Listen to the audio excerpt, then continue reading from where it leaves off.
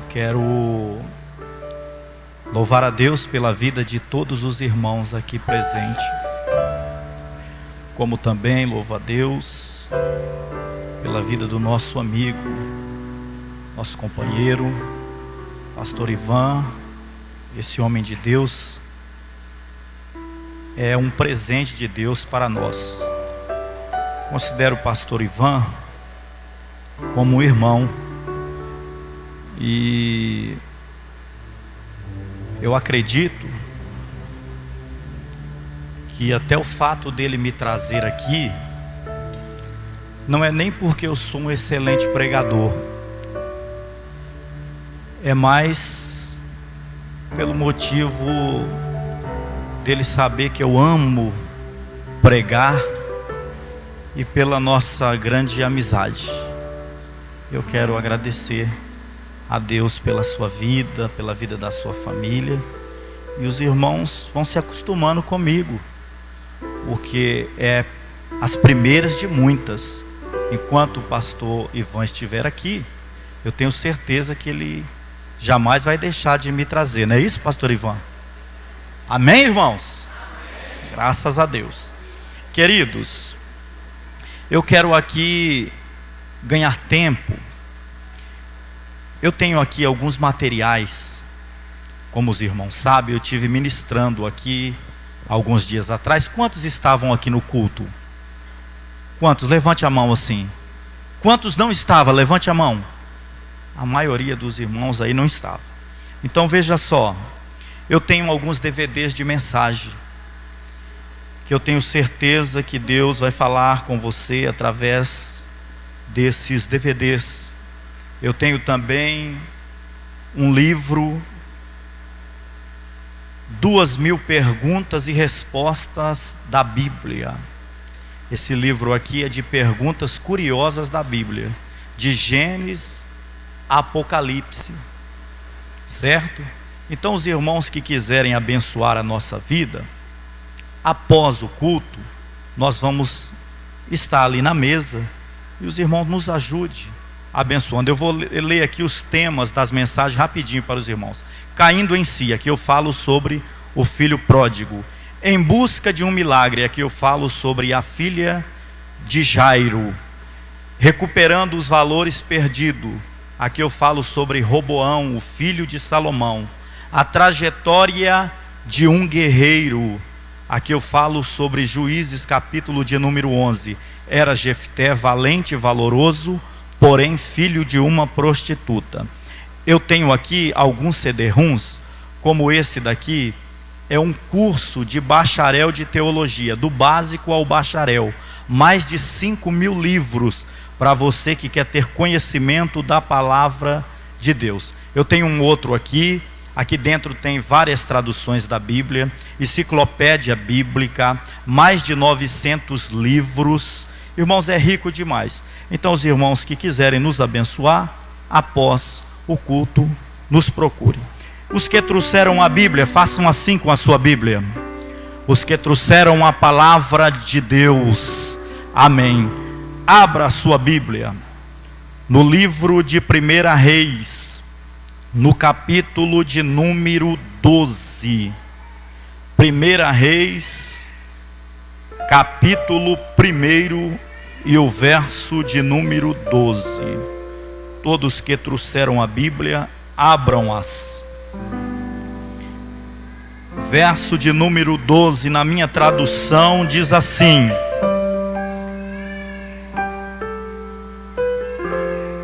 agora vem e deixa-me te dar um conselho, para que salves a tua vida.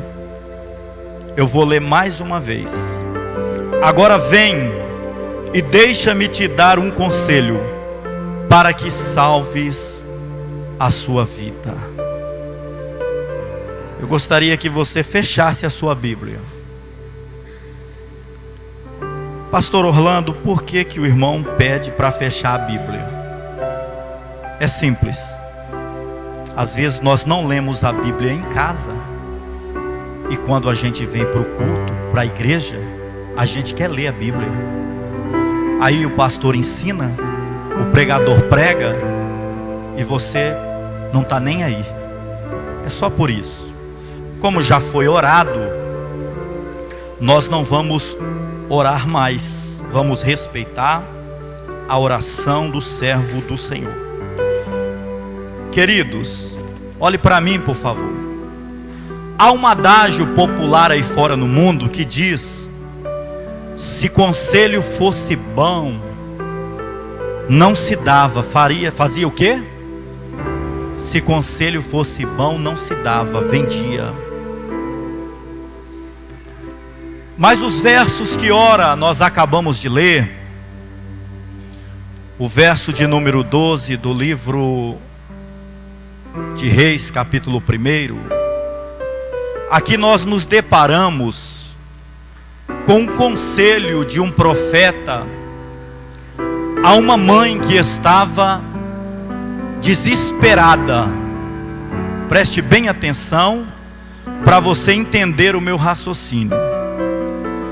O verso de número 12 do capítulo a qual lemos, aqui nós nos deparamos com um conselho de um homem de Deus, de um profeta, a uma mãe que estava aflita, pastor Ivan. Essa mulher estava desesperada. O contexto bíblico e histórico do livro de 1 Reis nos fala com relação à enfermidade de Davi, o grande rei Davi. Nessa ocasião aqui, Davi estava muito enfermo.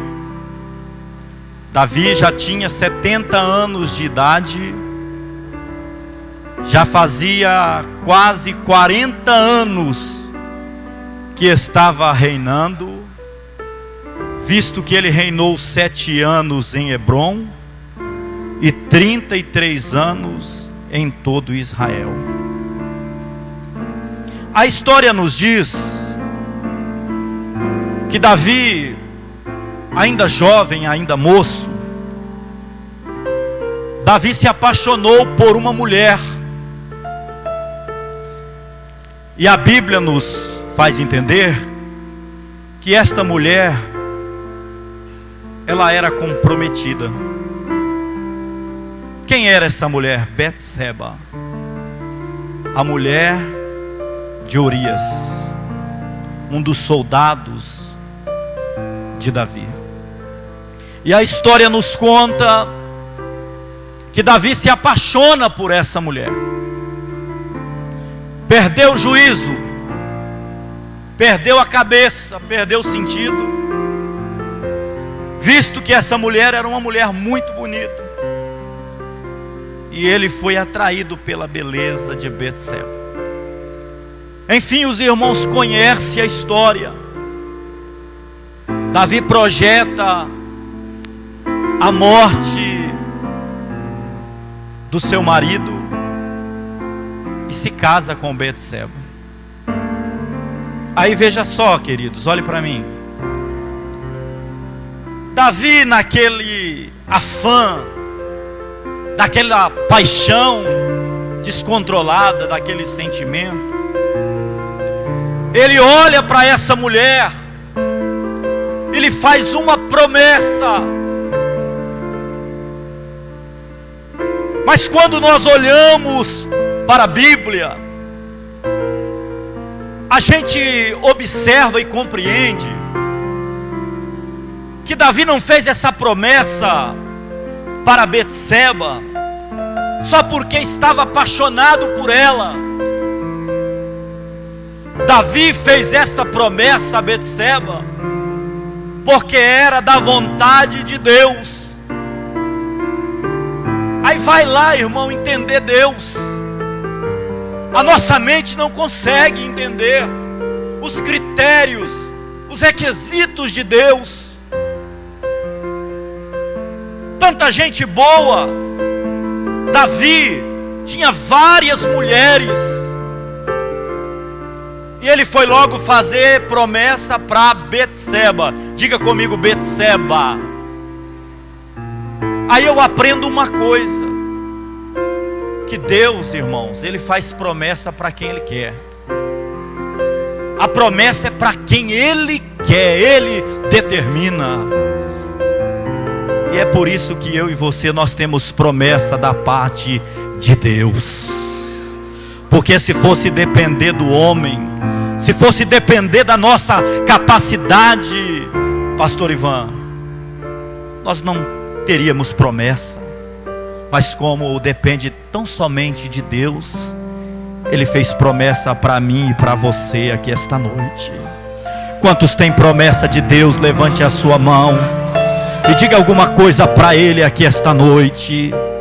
E eu tenho uma boa notícia para você: Deus vai cumprir tudo quanto Ele te prometeu. Todas as promessas dEle na sua vida, Ele vai cumprir nesse ano de 2015. É o ano da mudança, é o ano da virada na sua vida. Quantos recebem esta palavra? Aleluia, aleluia. Queridos, observe. Davi olha para Betseba, e qual é a promessa? A tão relevante promessa. Davi diz: Betseba, o teu filho Salomão, ele vai assumir o meu trono. Eu quero te fazer uma promessa. O teu filho vai ser o meu sucessor. Ele vai ser o rei. Quando eu partir dessa para melhor, é Ele que vai reinar em meu lugar. Agora escuta isso, irmãos, para você entender. Os anos passaram. Mais de 30 anos se passou. E agora Davi já não era mais um jovem. Davi tinha 70 anos de idade. Estava enfermo, acamado e à beira da morte. Só que a história diz que Davi, em meio a tantos filhos que ele tinha um filho que era o primogênito, o mais velho, visto que Absalão havia morrido. Ele tinha um filho chamado Adonias, filho de Agite, o filho mais velho. E Adonias, segundo a Bíblia, olhe para mim para você entender, era um jovem bonito, inteligente, articulador, bom papo, conquistador, agradável, tinha todas as características de um rei. Entre tantos filhos que Davi tinha, Adonias se destacava em meio aos demais. Os que estão entendendo, diga amém. Aí veja só, irmãos, a promessa era para Betseba, a promessa era para Salomão. Só que Adonias, como era o irmão mais velho, e a Bíblia diz que ele era o xodó do pai, a Bíblia faz questão de dizer que Davi nunca negou um pedido de Adonias. E Adonias então cresceu, e Adonias agora projeta dar o golpe no seu irmão. Em outras palavras, Adonias resolve puxar o tapete do seu irmão, dá um golpe de estado. Sabe o que Adonias pensou? Peraí, conversa fiada. Eu vou deixar meu irmão Salomão assumir o trono? Eu vou assumir o trono. Eu vou ser rei em Israel. Meu irmão não. Adonias estava disposto em tomar o trono do seu irmão. Adonias queria de todas as maneiras, de todas as formas, assumir o poder, roubar a bênção do seu irmão, passar a perna no seu irmão Salomão. Agora veja só, queridos, a história nos faz entender que quando Betseba soube que Adonias estava conspirando contra a vida do seu filho Salomão, que Adonias ia roubar o trono, Betseba se entristece. Parece que eu vejo Betseba, olhe para mim, cabisbaixa, entristecida. Talvez olhava para o céu e dizia: meu Deus, e agora? O rei está enfermo, a promessa era para mim e para o meu filho, e Adonias assume o trono. Assim estava, irmãos, essa mulher, angustiada, amargurada. Salomão, quando percebeu que o irmão ia assumir o trono, fugiu, correu, se acovardou, ficou com medo. E o meu tema aqui esta noite, para você entender a mensagem, é em busca da promessa. Diga comigo: em busca da promessa. Sabe o que eu vejo aqui, queridos, e o que eu aprendo? Olhe para mim. Veja só, existem coisas na nossa vida que nós temos que fazer por onde conquistar. Está entendendo? Existem promessas que Deus nos fez para mim e para você. Preste bem atenção no que eu vou dizer, que só oração não resolve. Só oração não resolve. Que é isso, pastor? Está ficando louco? É isso mesmo, só oração não resolve. Existem coisas na nossa vida que nós temos que agir. Existem coisas na nossa vida que nós temos que buscar. De outra forma, de outra maneira, não vai se cumprir na nossa vida. A palavra eu tomo posse, eu recebo. Não é só uma questão de verbalizar, de dizer. Essa palavra eu tomo posse é uma questão de atitude. De outra forma, você não vai receber aquilo que Deus tem para a sua vida. Os que estão entendendo, levante a sua mão e dê um glória a Deus bem alto. Aleluia. Existem momentos na nossa vida, escute, que não adianta ficar cabisbaixo. Existem momentos na nossa vida que não adianta ficar entristecido. Há momentos que nós temos que partir para cima, está entendendo? A Bíblia diz que o reino dos céus é tomado à força.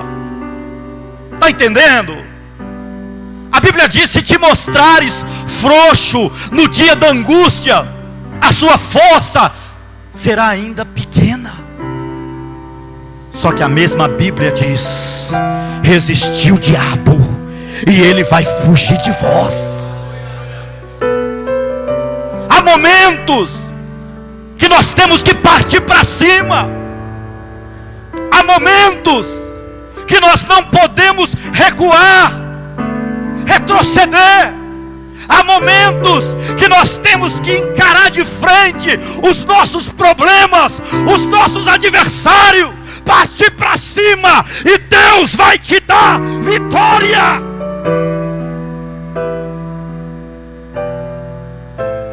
Eu venho aqui esta noite como profeta lhe dizer que é tempo de você tomar uma posição na sua vida, meu irmão e minha irmã. É tempo de você reagir. 2014 passou, nós estamos iniciando 2015, e talvez você olhe para trás e você vê que os teus projetos, os teus sonhos não saíram do papel. E talvez você diz: pastor, eu não consegui realizar os meus sonhos em 2014. Aí no início do ano, a gente faz um monte de planos, a gente faz um monte de projetos. As igrejas fazem o projetando, como nós estamos fazendo aqui essa noite. Só que tem uma coisa: não adianta projeto sem atitude. Não adianta projeto se você não buscar a promessa. Existem coisas que nós que temos que fazer. É a lei da ação e reação. Quando você faz alguma coisa, quando você age, lá em cima no céu Deus está te olhando e te vendo. E Deus fala: eu vou reagir em favor à ação do meu servo e da minha serva. Quantos entendem isso? Então eu venho aqui esta noite lhe dizer, em nome de Jesus, meu irmão, em nome de Jesus, minha irmã, reaja. Faça alguma coisa diferente esse 2015. Age diferente. Pense diferente. O tempo está passando e você está perdendo tempo. Você está vendo a promessa saindo pelos vãos do seu dedo e está semelhante a Betseba, cabisbaixa e entristecida. Você está vendo o teu casamento sendo destruído. Você não faz nada por ele. Você só sabe dizer que não existe mais amor, que o amor acabou. É mentira do diabo. É mentira de Satanás. Amar é um mandamento. Amar é uma decisão. Paulo diz: vós, marido, amai as vossas esposas, assim como Cristo amou a igreja e se entregou por ela. Em nome de Jesus, reaja. Faça alguma coisa em prol da tua família. Chega de errar. Pare com isso. Mude de atitude.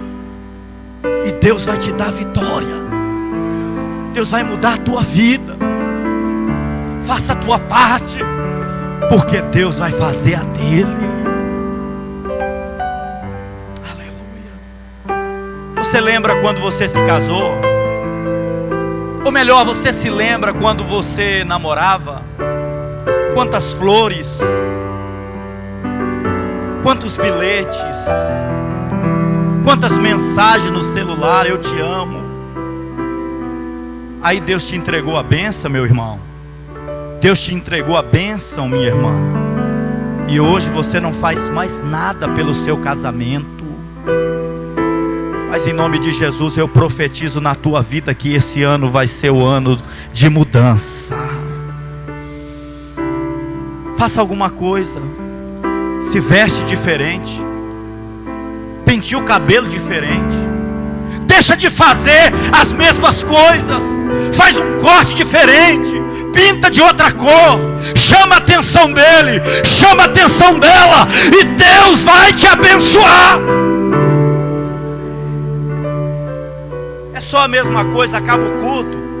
você não faz outra coisa a não ser comer na cantina da igreja. É bom, ajuda a obra.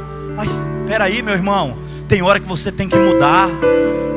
Só a mesma jantinha do bairro, o mesmo pit dog, o mesmo cachorro quente.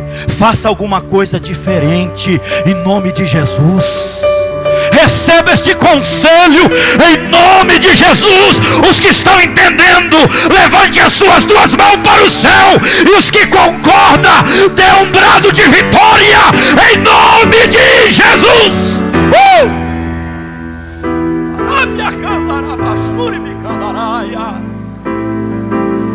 Reaja em nome de Jesus. Fala para a pessoa que está do seu lado: reaja, reaja, faça alguma coisa diferente.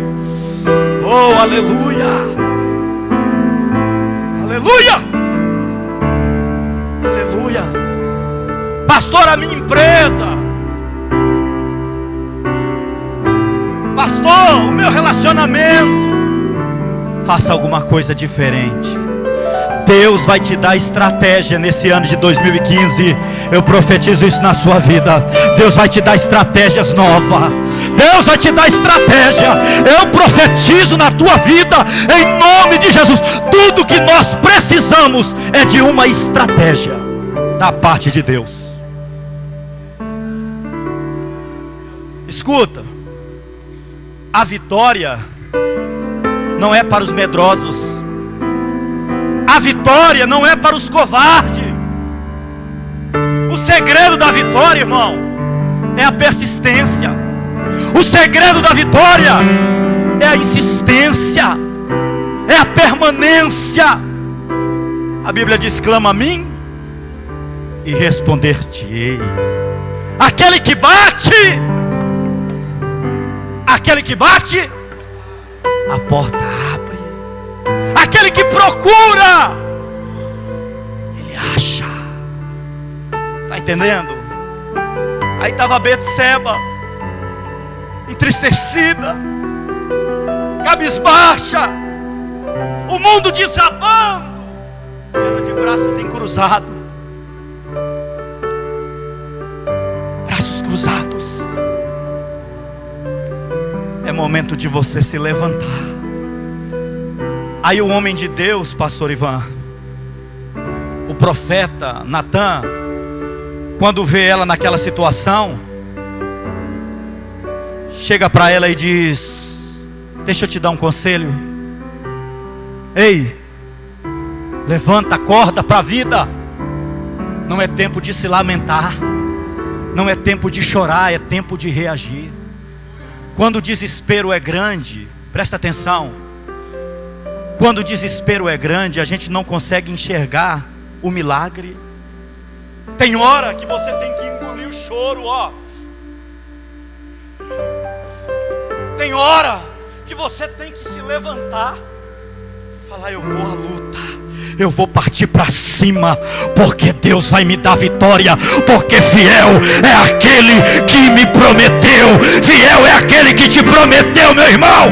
Acorda para a vida, em nome de Jesus. Aleluia. O profeta vai lá e ó, acorda, vem. Sabe o que o profeta fez? Olhe para mim. Dá licença, meu irmão, dá a mão. Vem cá, eu quero te dar um conselho.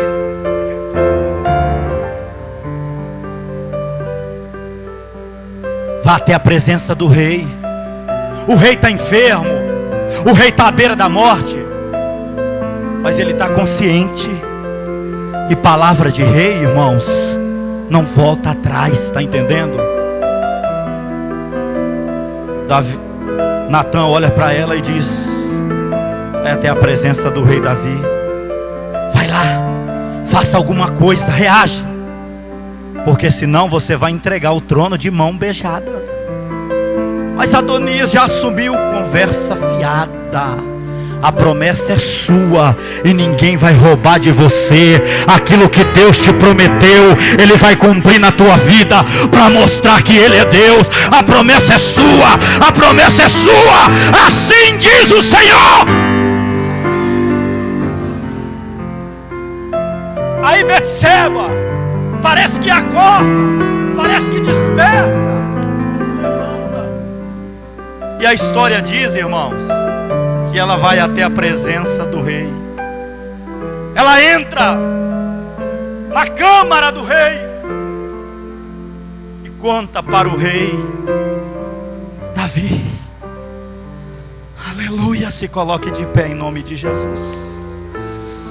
Eu já encerro aqui. Andarabashuri me canduri me andaraias. Que devia soube a canduri me assou de plas. Que devia soube a canduri me andarabashuri me candaraias. Reaja em nome de Jesus. Aleluia, a vitória são para os valentes. A vitória daqueles que buscam. Não pare, não desista. Permaneça firme. Lute. E Deus vai te dar vitória. Busque os teus sonhos. Busque os seus ideais. Deixa de reclamar para A e para B. Para com isso. Conta para o rei. Conta para o rei.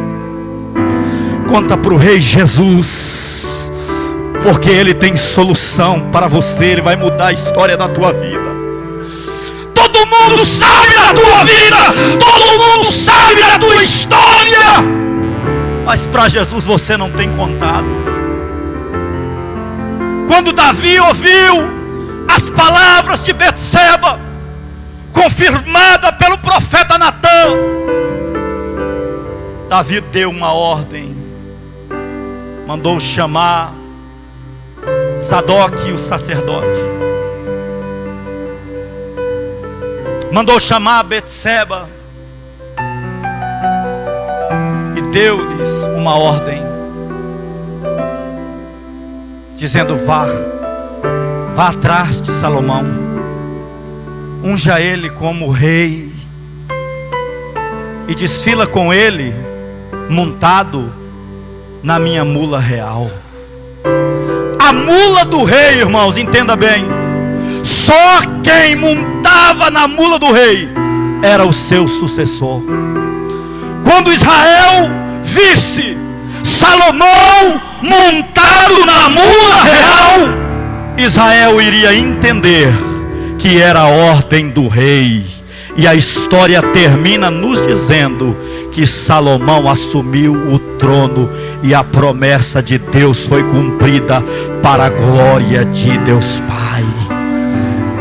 Mas às vezes é necessário sairmos do comodismo, nos levantarmos e ir em busca.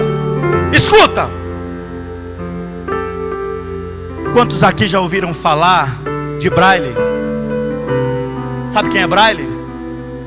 O inventor da leitura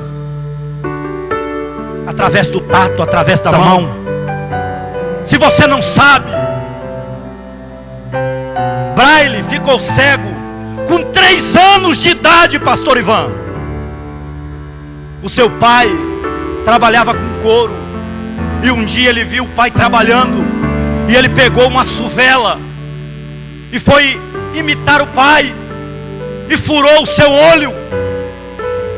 Eles moravam na França, mas naquela época não tinha uma medicina tão moderna como hoje, tão atual. Os recursos não eram o mesmo de hoje. A infecção passou para o outro olho, e com 5 anos ele ficou totalmente cego. Só que a história nos conta que Braille não desistiu da vida. Ele foi em busca dos seus objetivos, e Deus lhe deu estratégias, e através dele o mundo todo foi beneficiado. Quantos já ouviram falar de Picasso? As obras de pintura mais lindas deste mundo. Uma das grandes raridades. Se você não sabe, Picasso era cego. Mas cego não é aquele que não tem visão.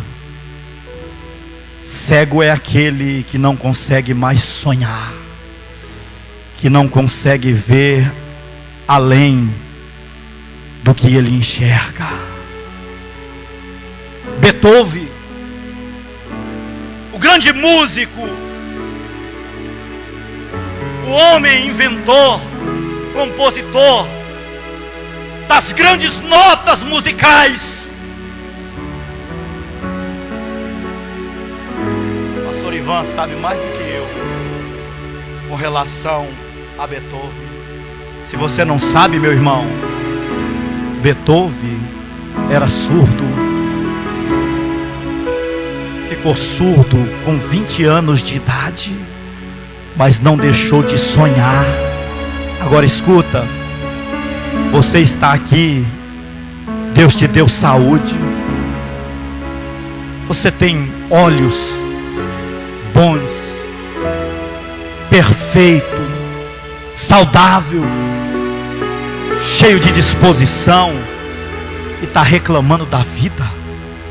Ei, acorda, conquiste, a terra é tua, a promessa é para você, Deus vai te dar vitória. Quantos querem mudar de vida nesse ano de 2015? Saia correndo do seu lugar e venha aqui à frente. Venha em nome de Jesus.